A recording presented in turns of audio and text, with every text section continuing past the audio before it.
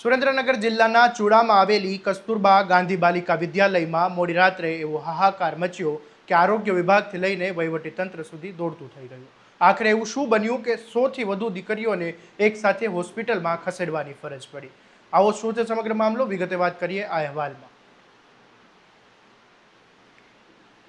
નમસ્કાર, હું છું આસિફ કાદરી અને સ્વમાન સાથે તમારું સ્વાગત છે। સુરેન્દ્રનગર જિલ્લાના ચૂડા તાલુકામાં આવેલી કસ્તુરબા ગાંધી બાલિકા વિદ્યાલયમાં અભ્યાસ કરતી 100થી વધુ દીકરીઓને ફૂડ પોઈઝનિંગનો ભોગ બની હતી। આ મામલે હોસ્ટેલમાં રહેતી બાળાઓ રાત્રિ ભોજન લીધા બાદ અચાનક ઉલટી, પેટમાં દુખાવો અને ચક્કર, ગભરામણ જેવી તકલીફો અનુભવતાની શરૂઆત થઈ હતી અને થોડા જ સમયમાં એક પછી એક અનેક વિદ્યાર્થીઓની તબિયત લથડતા સમગ્ર હોસ્ટેલમાં અફરાતફરીનો માહોલ સર્જાયો હતો। આ માહિતી મળતા શાળા સંચાલકો અને સ્થાનિક તંત્ર હરકતમાં આવ્યું અને તાત્કાલિક એમ્બ્યુલન્સ અને વાહનોની મદદથી તમામ વિદ્યાર્થીઓને ચૂડાની સરકારી હોસ્પિટલ તેમજ સુરેન્દ્રનગર સિવિલ હોસ્પિટલમાં સારવાર માટે ખસેડવામાં આવી હતી। આ મામલે પરિવારજનોનું શું કહેવું છે એ સાંભળી લો। ચૂડા કેજીવીબીમાં મારી 2 છોકરીઓ હોસ્ટેલમાં છે। ત્યાં સવારનું રસોઈ બનાવેલી સાંજે જમવામાં આપી અને અડધી રાત્રે પેટમાં દુખાવો, ઝાડા, ઉલટી ને એવું બધું થઈ ગયું અને ત્યાં કણે ચૂડા હોસ્પિટલમાંથી અહીંયા સુરેન્દ્રનગર ગાંધી હોસ્પિટલમાં દાખલ કરવામાં આવ્યા છે।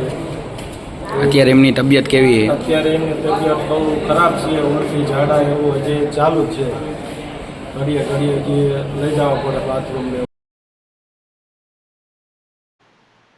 પ્રાથમિક માહિતી અનુસાર રાત્રિના ભોજન પીરસવામાં આવેલા બટેકાના શાક અને ખીર સહિતના ખોરાક લીધા બાદ આ બાળકોની તબિયત લથડી હોવાનું સામે આવ્યું છે।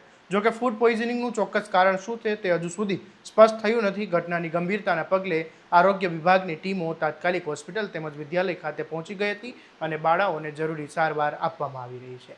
તેમની તબિયત પર સતત નજર રાખવામાં આવી રહી છે અને આ સાથે જ ખોરાકના નમૂનાઓ પણ લઈ લેવામાં આવ્યા છે।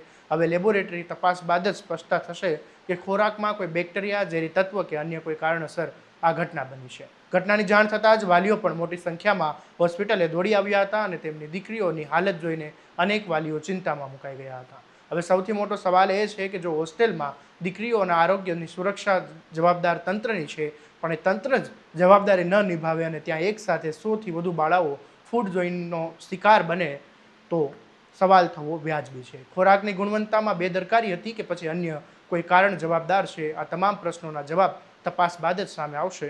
આવા દરેક અપડેટ માટે તમારા સ્વમાનને ફોલો અને સબસ્ક્રાઇબ કરી દેજો અને આ વિડીયોને વધુમાં વધુ શેર કરવાનું ભૂલતા નહીં। નમસ્કાર।